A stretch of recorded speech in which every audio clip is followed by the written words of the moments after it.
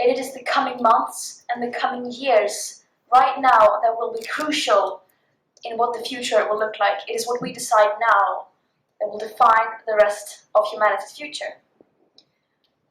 And whether we choose to do that or not, if we don't, it will be a death sentence to countless of people. And it is already a death sentence to countless of people living on the front lines of the climate crisis today. Why the word equitable is a key word in this dialogue is because we need the countries who are the most responsible for this crisis, the countries who have started this crisis and the countries who are fueling this crisis, to be held accountable and to lead this. And we're now here in this conference, and we have science and we have the traditional knowledge we need in order to act, in order to make a complete U-turn and to make a just, rapid transition. But the political will is nowhere to be seen.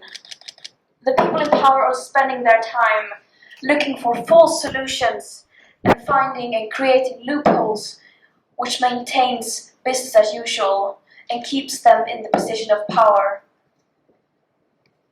And our responsibility and our role here as activists in conferences like this is to call them out and to tell the truth.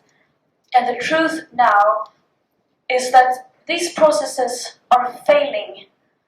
They are failing us here in this room, they are failing our children, they are failing all of humanity and the future generations to come, but most importantly, they are failing the people bearing the brunt of this crisis today and have been for the last decades.